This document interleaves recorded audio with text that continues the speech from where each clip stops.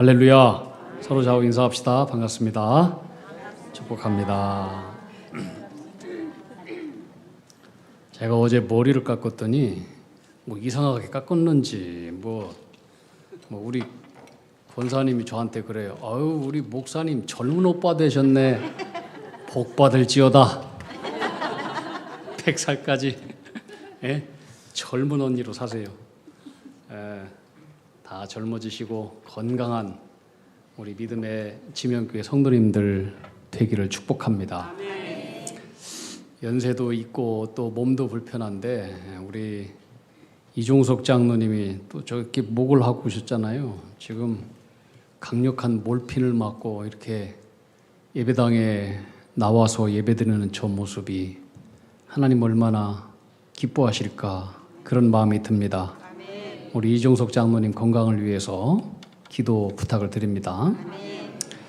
우리가 나이가 들수록 참 근육이 중요성을 다들 얘기를 합니다. 허벅지 근육이 단단해야 된다. 종아리 근육이 단단해야 된다. 그런 얘기를 하는데 젊었을 때는 그런 얘기가 전혀 귀에 들려오지 않았지만은 저도 이제 나이가 들고 한 살 한 살 해가 넘어가면서 참 근육이 매우 중요하구나라고 하는 것을 실감을 하게 됩니다. 연세가 드셨는데 우리 또 연세 드신 권사님들 또 짐에 가서 열심히 하루에 2시간, 3시간씩 운동한다는 얘기를 듣고 야, 이게 제가 참 많은 도전을 받아요. 열심히 운동을 하셔야 됩니다. 운동하지 않으면은 근육 빠져버리고 걷기도 어렵고 참 삶의 질이 많이 떨어질 수 있어요.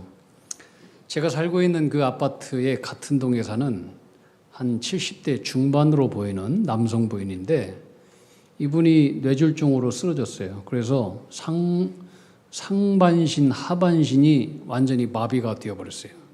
근데 이제 이분이 참 의지가 대단한 분이더라고요. 걸어요. 처음에는 이 걷는 걸 보니까 굉장히 불안전하고 발 하나 뛸 때 3초 큰 듯이 해서 딛고 지팡이를 짚고 근데 제가 이분을 볼 때마다 항상 걷는 모습만 봤어요.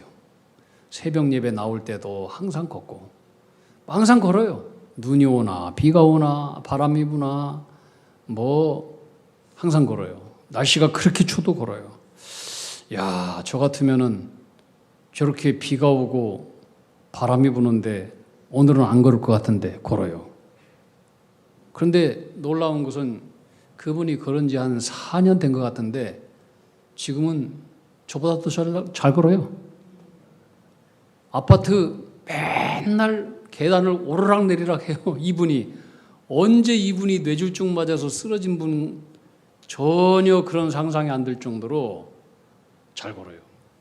그래서 참 운동이라고 하는 게 이토록 중요하구나 그런 생각을 했어요. 왜 하다 보니까 죽어있던 세포가 살아나는 거겠죠.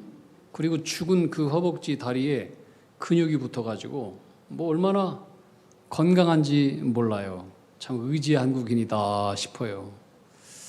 그런데 여러분 우리 믿음의 근육도 마찬가지고 우리 생각의 근육도 이것을 강화시켜야 되는데 이것도 우리가 육체의 근육을 만드는 것도 믿음의 세계와 이게 다 똑같다라고 저는 봐요. 근육이 생기는 것은 다른 게 아니에요.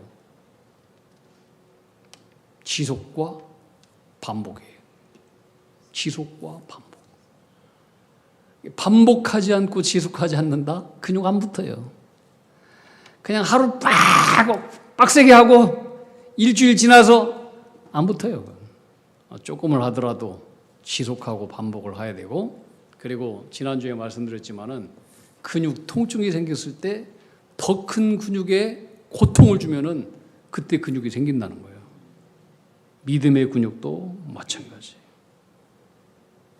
하나님께서 우리 인생 가운데 여러 흉년을 주시고 화살의 관역으로 삼으시고 고통을 주는 것은 그 시간을 반복하고 지속하는 훈련을 통해서 강력한 믿음 공부하라고 하는 거예요. 믿음 공부하라고 하는 거. 여러분, 힘들다고 순종 없이 풍랑을 피하는 것만을 자랑하는 그리스도인이 아니라 광풍을 잠잠케 하시는 하나님의 능력과 은혜를 아는 믿음의 사람들이 다 될 수 있기를 축복합니다. 아멘. 진짜 축복은 뭐냐? 광풍, 고난을 만나지 않은 곳에 있는 것이 아니라 고난이 있는 광풍이 있어도 하나님의 능력을 아는 데 있는 것입니다.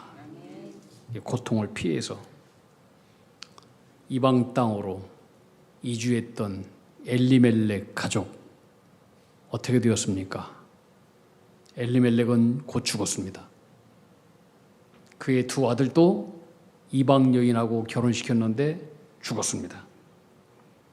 그리고 3명의 과부만 남게 되었습니다. 여러분, 이 말씀이 우리에게 주시는 메시지는 뭐냐? 내 인생이 내 계획과 내 생각대로 되지 않는다라고 하는 거예요.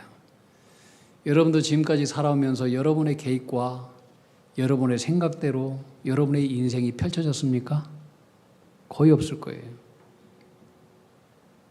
저도 60년을 살아오면서 제 계획과 제 생각대로 된 적은 거의 없는 것 같아요.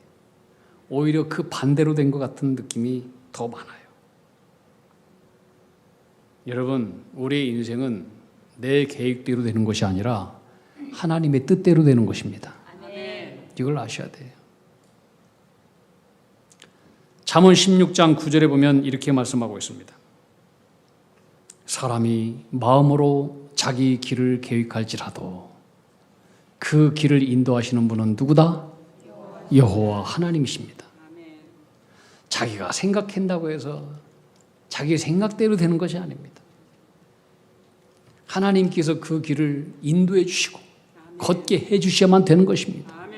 아무리 계획해도 하나님 막으시면은 그걸로 끝나는 것입니다. 잠언 19장 21절에 이렇게 말씀하고 있습니다. 사람의 마음에는 많은 계획이 있어도 오직 여호와의 뜻이 완전히 서리라. 사람이 이 생각 저 생각하면서 자기 계획을 가지고 자기 생각을 하면서 일을 계획할지라도 그것을 성취하시는 분은 하나님이신 거예요. 하나님께서 허락해야만 되는 거예요. 하나님께서 아니라 안 되는 거예요. 타향에서 남편과 아들 다 잃고 홀로 과부가 된 나오미는 낭패와 실망 당한 뒤에 내 뜻대로 안 되는구나 그러면서 드디어 하나님을 바라봅니다. 하나님의 뜻을 생각합니다. 하나님을 떠나서 잘 먹고 잘 살아보겠다고 약속의 땅을 떠났는데 이제 남은 것은 뭐냐? 하나님의 징계뿐이고 하나님을 떠난 인생의 결론은 허무요 쓸쓸한 뿐이요 아무것도 없는 빈손임을 깨닫고 나오미는 드디어 뭘 생각하느냐? 귀향을 결심하게 됩니다. 저는 이 나오미의 귀향을 떠올리면서 무슨 노래가 생각났냐면 옛날에 우리가 학교 다닐 때 열심히 불렀던 가곡 중에 하나인 현재명 작사 작곡의 고향 생각이라고 하는 것이 떠올랐습니다. 여러분 아시죠? 해는 져서 어두운 때 찾아오는 사람 없어 밝은 달만 쳐다보니 외롭기 한이 없다. 나도 가수다. 내 동무 어디 두고 이 홀로 앉아서 이 일 저 일을 생각하니 눈물만 흐른다. 내 인생이 왜 이렇게 쓸쓸하게 되었을까? 왜 이렇게 외롭게 되었을까? 잘 먹고 잘 살아보겠다고 이방 땅에서 이렇게 열심히 살았지만 그러나 결국은 빈손이고 이젠 나이도 들고 사랑하는 남편도 잃고 아들도 잃고 인생의 해는 저물어 가는데 타향살이에서 찾아오는 친구도 없고 이웃도 없고 동무도 없고 이제 쓸쓸함만 남아 있습니다. 그래서 잠도 안 오는 쓸쓸한 밤에 마음 없는 달을 바라보면서 이 생각 저 생각 뒤적이고 있는데 잠도 안 하고 밤하늘의 저 달도 벌써 서쪽 산을 넘어가고 이제는 눈물만 줄줄줄줄줄 흐르는 자기의 신세를 바라보는, 여러분, 이 노래가 나오미의 마음 아니겠습니까? 그제서야 나오미는 빈손 빈구물을 바라보면서 하나님을 생각하고 귀향을 생각합니다. 나 고향으로 돌아가리라. 고향에서는 자빠져도 흙과 또한 풀이 나를 맞이해 준다는데 고향으로 돌아가리라. 고향으로 돌아가리라. 근데 이 고향으로 돌아간다라고 하는 것은 장소적인 개념의 어떤 땅으로 돌아간다는 소리가 아니라 영혼의 고향, 하나님께로 돌아간다는 거예요. 믿음으로 다시 돌아간다라고 하는 그런 결심이었습니다. 그리고 나오미는 유다 베들레헴으로 가는데, 그런데 두 며느리도 함께 따라갑니다. 근데 나오미는 귀향이지만 두 며느리에게는 타향이에요. 나오미에게는 귀향이지만 두 며느리에게는 유다 땅은 낯선 땅이에요. 그것도 시어머니의 민족은 자기 민족을 가장 멸시하고 싫어하는 두려운 땅입니다. 어머니를 따라 유다 땅으로 간다라고 하는 것은 평생 차별과 멸시를 동반하는 것이고 일평생 가난을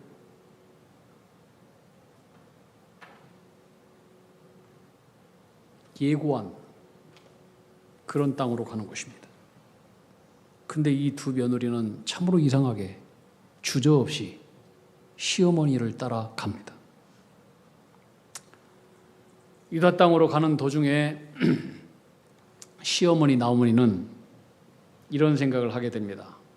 내 자신이 지금까지 타향 땅에서 감내했던 수많은 외로움과 고통스러운 순간들이 떠올랐고, 이런 고통을 내 사랑하는 며느리에게는 다시는 겪지 않게 해야 되겠다. 그런 거룩한 생각이 떠올랐습니다.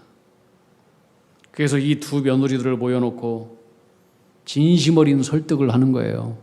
사랑하는 내 딸아, 너희들은 나를 따라오지 말아라. 너희들이 베들레헴으로 가면 너희들의 삶이 어떻게 될지 내 눈에 다 선하게 보인다.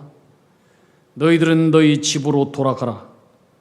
그러면서 이 며느리들에게 이렇게 축복의 말을 합니다. 룻기 1장 8절 말씀이에요. 나오미가 두 며느리에게 이르되 너희는 각기 너희 어머니 집으로 돌아가라. 너희가 죽은 자들과 나를 선대한 것 같이 여호와께서 너희를 선대하기를 원한다.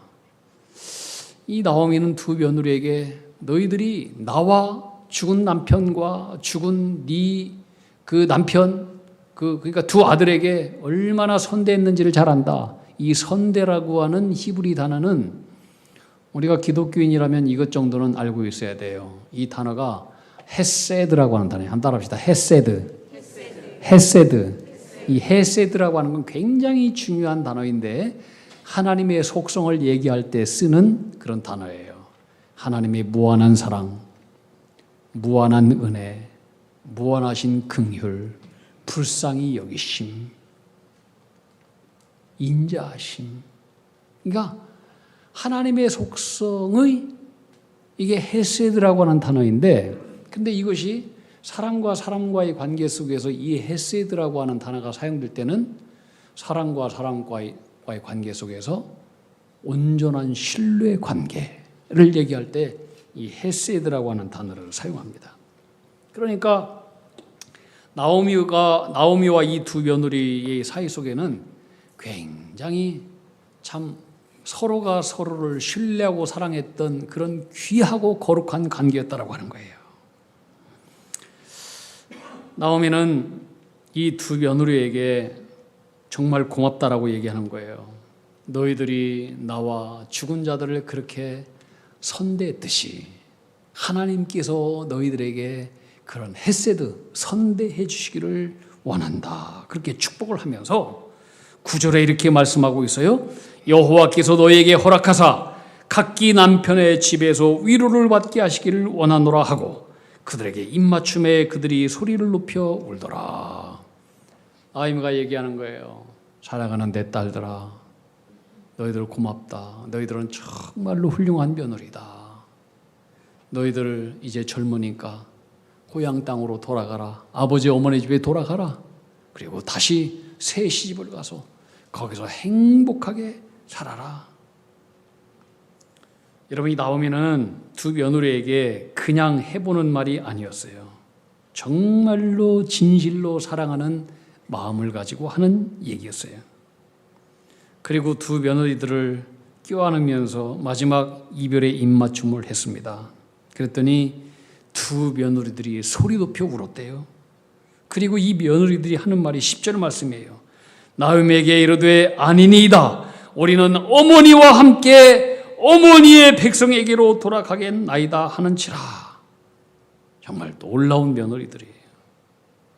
이 두 며느리들은 홀로 된 어머니의 고통과 그늘진 삶 속으로 함께 들어가겠다라고 하는 거예요. 여러분, 이것이 죄인의 인간의 자리에 오신 예수님의 성육선 개념하고 똑같아요. 고통당하는 자와 함께 고통을 함께 하겠다라고 하는 마음, 여기에 거룩함이 있는 거예요. 거룩함은 바로 이런 거예요. 거룩함이라고 하는 것은 우리가 예배당에 와서 하나님 앞에 예배드리고 찬양하고 기도하고 회개하면서 내가 하나님 뜻대로 바르게 살겠습니다 결심하는 것도 거룩함이지만, 더 진짜 거룩함은 사람과 사람과의 사이 속에서 서로의 고통 속에 내가 너가 되고 너가 내가 되고 내가 너를 사랑하고 이해를 하고 그동안 너의 고통을 내가 함께 하겠다. 이것이 진짜 삶 속에서 나타난 참 거룩함이에요. 시어머니는 두 며느리가 남은 삶을 고향으로 돌아가 안전하게 살기를 바라는 마음, 그리고 두 며느리는 늙은 시어머니의 고통스러운 삶의 여정 속에 함께 동행하겠다라고 하는 이 마음, 정말로 두 사람 다 거룩한 마음의 사람들이었어요. 이 거룩한 마음이 하나님의 마음을 움직이고 나중에는 보아스, 사람의 마음까지 움직입니다. 저는 이 거룩함이 여러분의 삶 속에 그대로 실행되기를 주님의 이름으로 축복합니다. 그게 그리스도인이에요.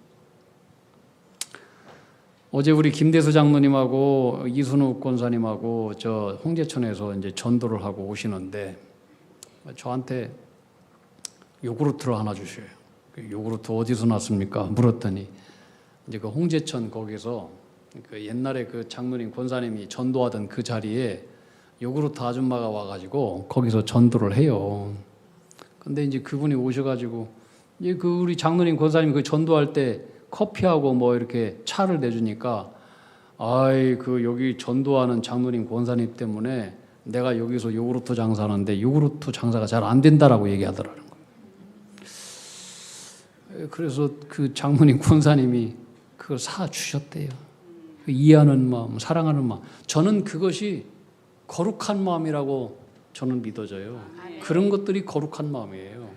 사람과 사람 사이 속에 서로 이해하고 사랑하고 그 삶의 어려움과 고통 속에 내가 함께 들어가서 함께 동참하려고 하는 마음, 이게 거룩한 마음 아니겠어요? 근데 이런 것들은 사람들이 다 느껴요. 느낀다고요. 이 시어머니는 3번이나 이 며느리들한테 나를 따라오지 말아라 얘기합니다. 8절에도 그렇고 또 13절에도 그렇고 또 10절입니까? 거기에도 그렇고 나를 따라오지 말아라. 간곡하게 설득하는 거예요. 이 성경에서 3번이라고 하는 숫자는 완벽한 숫자예요. 진심이라는 거예요. 진심.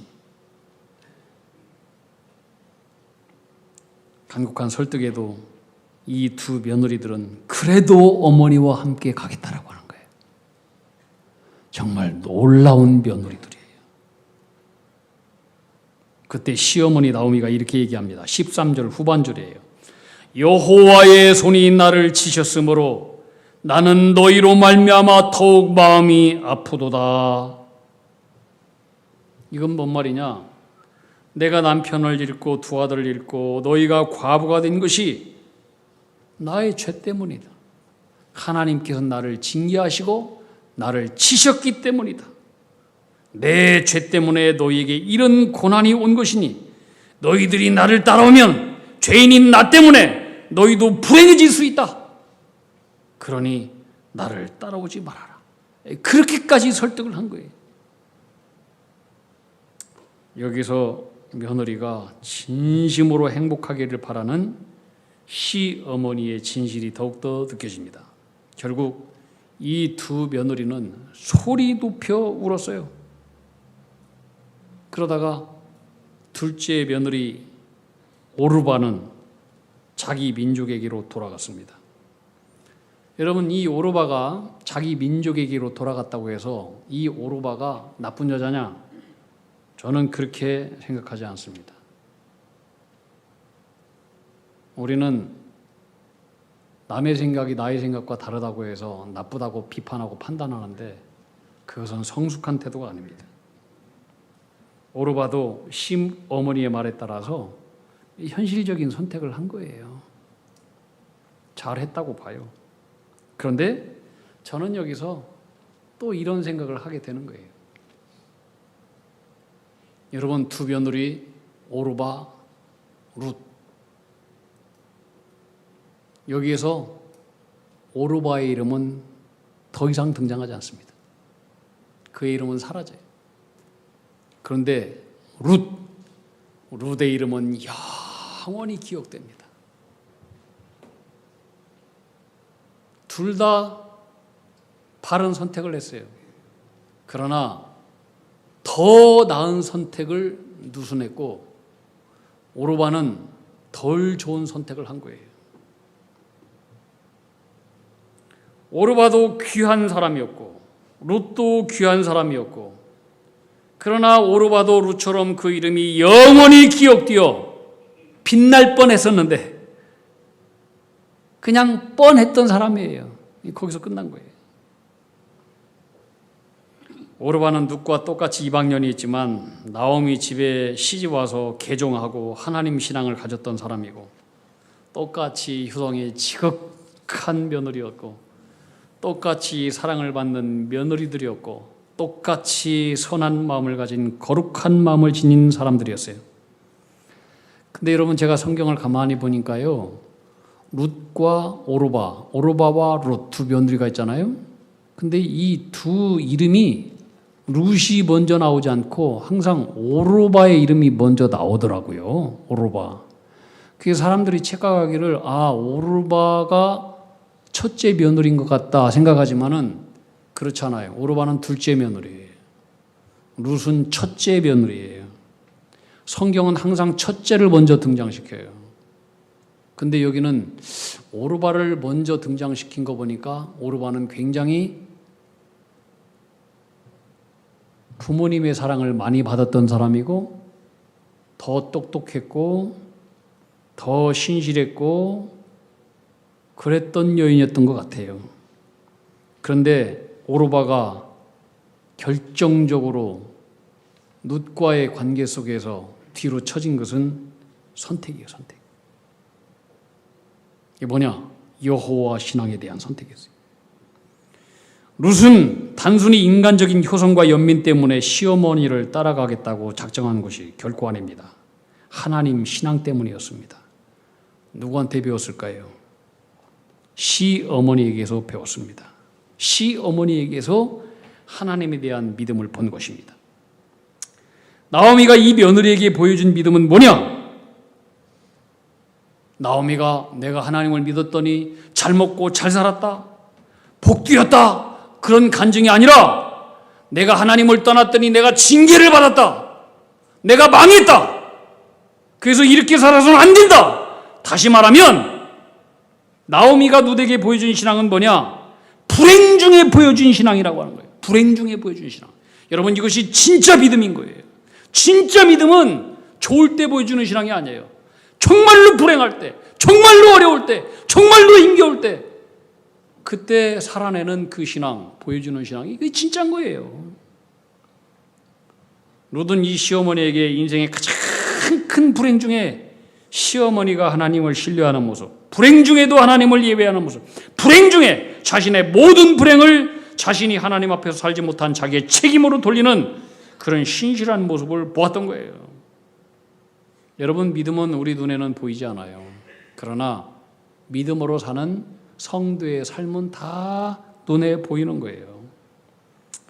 이방 여인 룻은 하나님을 섬기는 시어머니와 함께 살면서 끊임없이 자기에게 사랑을 주려고 애를 쓰고 말이 신실한 시어머니로부터 그 신실함의 근원이 과연 어디서부터 오는가? 그래서 살펴보니까 하나님을 섬기는 데 있었음을 알게 되었어요. 그리고 그런 것들이 이방 여인의 마음을 움직였던 거예요. 여러분, 처음부터 좋은 며느리가 어디 있습니까? 처음부터 좋은 며느리 없습니다. 한번 따라서 해봅시다. 거의 없다고 봐야 된다. 큰 소리로 시작. 거의 없다고 봐야 된다. 진리예요, 진리. 예.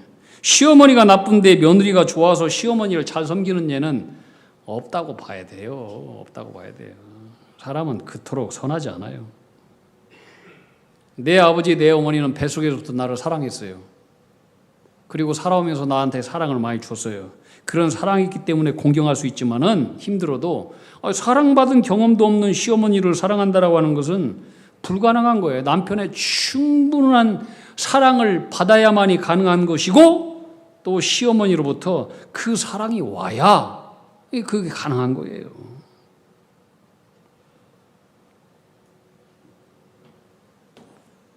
룻은 물질과 결혼 생활은 실패했지만 시어머니를 통해서 하나님을 배우고 믿음을 배우고 생명의 하나님을 만났어요. 그리고 그 믿음을 선택한 거예요. 히브리서 기자가 유명한 얘기를 했잖아요.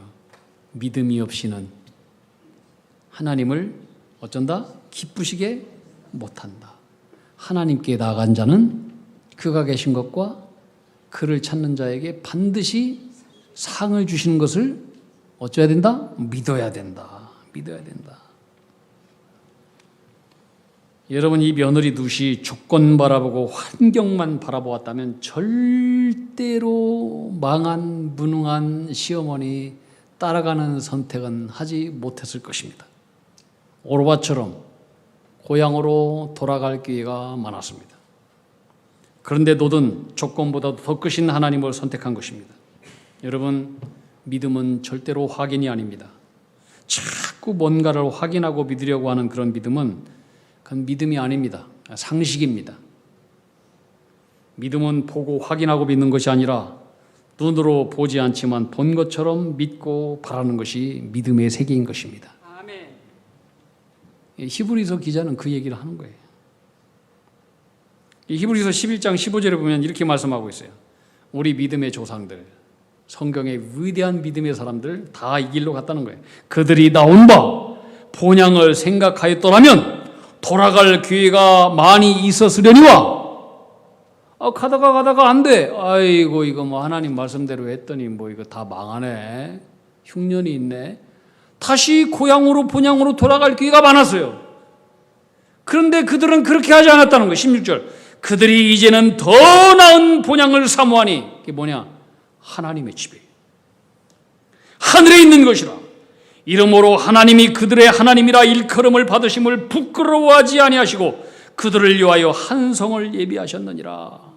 그렇게 믿음으로 걸어갔던 그런 사람들에게 하나님은 비록 이 땅에서 그들이 믿음을 걸어갈 때 믿음의 결과를 보지 못했지만 하늘에서는 그들을 믿음으로 살아간 그들을 위해서 성을 예배했다는 성.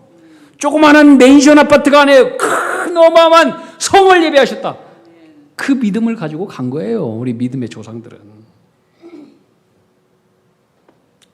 롯도 현실 생각하면 망하고 무능한 시어머니 따라가느니 얼마든지 자기 민족에게로 돌아갈 기회가 있었습니다.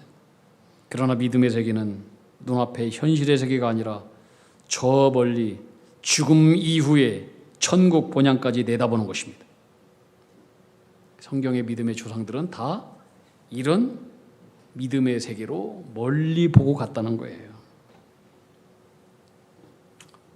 그렇게 멀리 보고 가는 믿음의 사람들 다 되기를 축복합니다. 우리 손장로님이 또 기도 중에 승강기 위해서 기도했는데 우리 승강기 공사가 아주 잘 되고 있어요. 안전하게. 24일 날 준공 감소가 이제 떨어지고 이제 2주 이후면 이제 승강기로 편하게 우리 연로하신 분들 다닐 수 있을 것 같습니다. 그 일을 위해서 또 기도하시고 또 특별 헌금해 주시는 우리 성도님들 계셔서 고맙고 감사한 마음이 있습니다. 제가 우리 아내와 함께 이 승강기 공사 비용이 만만치 않은 액수라서 우리 가정은 어떻게 할까 이제 기도하다가 서로 얘기를 나눴는데 저희 아내가 그래요. 우리 자녀들을 위해서 그 예전에 뭐 어머니가 주시고 이런 것들을 모아가지고 뭐 청약저축 통장을 만들었던 게 있었다는 거예요. 그래서 그것을 해지하고 깨서 이번 승강기 교체 공사에 특별 헌금으로 드리겠다. 그래서 제가 참 그 마음이 너무나 고맙고 감사했어요. 그래서 그렇게 결정하고 난 이후에 제가 우리 자녀들을 위해서 기도했어요. 우리 자녀들은 잘 몰라요. 그거에 대해서. 하나님 아버지, 우리 자녀들이 이 땅에서 터전을 마련할 작은 씨앗이지만 이 씨앗을 하나님 나라, 하나님 집에 심습니다. 우리 자녀들이 살아가는 이 곳에서, 이 땅 속에서 자녀들이 자기 집을 이 땅에 마련하는 것을 기쁨으로 살아가는 자가 아니라 하늘 하나님 저 영원한 집에 집을 짓는 것을 기쁨으로 알고 살아가는 그런 은혜의 길을 걸어갈 수 있도록 주여 축복해 주시옵소서. 그런 기도를 했어요. 그런 기도를. 여러분, 우리가 이 땅에서 천년 만년 사는 거 아니잖아요. 다 하나님 앞에 가는 거예요. 그리고 우리는 결국 저 곳에서 하나님의 집을 예배하러 가는 이 땅의 삶인 거예요. 이 땅의 삶은 하나님 집 예배하러 가는 거 아니겠습니까? 우리 성경의 믿음의 조상들은 다 그 믿음으로 갔어요. 모압 출신 이방 여인이었던 룻도 그 믿음으로 간 거예요. 그 믿음으로. 그래서 믿음의 아름다운 그 믿음의 장에 그의 이름이 올려지고 거룩한 이름으로 세세 영원토록 기억되는 이름이 된 거예요. 룻기 1장 16절 17절 말씀입니다. 이 구절 다 함께 읽겠습니다. 16절 17절 집으로 가라 나를 따라오지 말라 라고 하는 이 나오미의 말에 룻이 이렇게 고백하는 놀라운 고백이에요. 놀라운 고백이에요. 자, 함께 읽겠습니다. 시작. 룻이 이르되 내가 어머니를 떠나며 어머니를 따르지 말고 돌아가라 강권하지 마옵소서. 어머니께서 가시는 곳에 나도 가고 어머니께서 머무시는 곳에 나도 머물겠나이다. 어머니의 백성이 나의 백성이 되고 어머니의 하나님이 나의 하나님이 되시리니 어머니께서 죽으시는 곳에서 나도 죽어 거기 묻힐 것이라. 만일 내가 죽는 일 외에 어머니를 떠나면 여호와께서 내게 벌을 내리시고 더 내리시기를 원하나이다 하는시라. 아멘. 놀라운 고백이에요. 가장 불행했던 순간에, 가장 힘들었던 순간에 선택한 이 룻을 통해서 하나님은 그녀에게 어떤 복을 주시느냐. 이방인인데 이스라엘 백성들이 가장 멸시하고 증오하고 절대로 하나님의 총에 들어올 수 없는 그런 민족이었는데 하나님의 백성에 편입을 했고 뿐만 아니라 이 나오미를 통해서 이 룻을 통해서 위대한 다윗이 태어납니다. 다윗의 조상이 된 거예요. 그리고 이 룻을 통해서 이방 여인인데 하나님의 총에 절대로 들어올 수 없는 이방 여인인데 그 여인을 통해서 온 인류를 구원하는 메시아의 족보의 이름에 그 이름이 등재되게 되는 것입니다. 이런 은혜와 복을 주신 거예요. 여러분 어느 때든지 믿음의 길을 선택하는 주님의 백성들, 그 길로 걸어가는 우리 지명교회 성도님들이 다 되기를 주님의 이름으로 축원합니다. 기도하겠습니다. 가장 어렵고 불행했던 순간에 룻처럼 믿음의 길을 선택하고 생명을 선택하며 나아갔던 것처럼 하나님, 저희들도 그 길을 다 선택해서 가장 불행하고 어려울 때 믿음을 등지고 다시 옛 곳으로 돌아가는 것이 아니라 먼 본향을 바라보면서 믿음과 생명의 길로 걸어가는 그 아름다운 선택을 다 하는 하나님의 사람들 되게 축복하여 주시옵소서. 예수님 이름 받들어 기도하옵나이다. 아멘.